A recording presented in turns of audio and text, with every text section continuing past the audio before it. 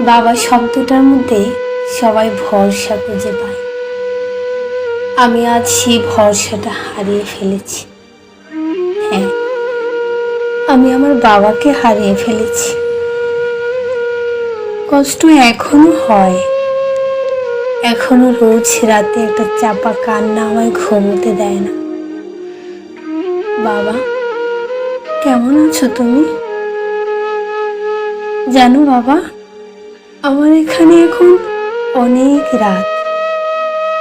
হঠাৎ করে মধ্য রজনীতে ঘুম ভেঙে তোমার কথাই ভাবছি বাবা।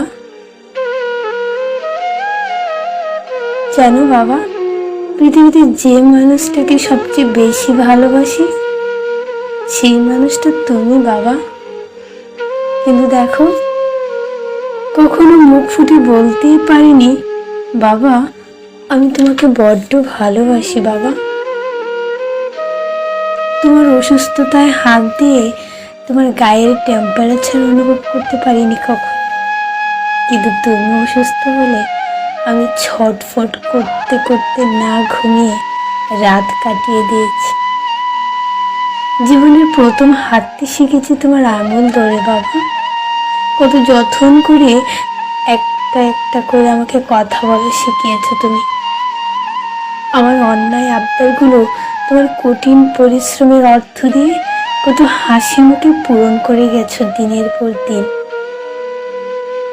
পৃথিবীতে আমার চোখে দেখা তুমি শ্রেষ্ঠ পুরুষ বাবা।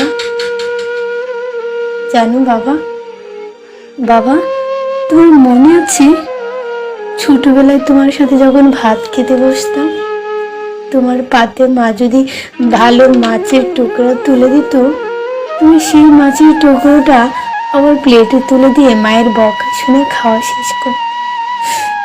বিশ্বাস করো বাবা, আমি যখন এই লাইনটা লিখছিলাম আমার চোখগুলো জলে ভেসে উঠছে।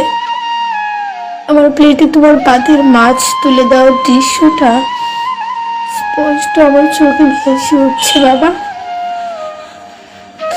মায়ের কাছে শুনেছিলাম জানো, ছোটবেলায় আমি নাকি একবার ভীষণভাবে অসুস্থ হয়ে পড়েছিলাম।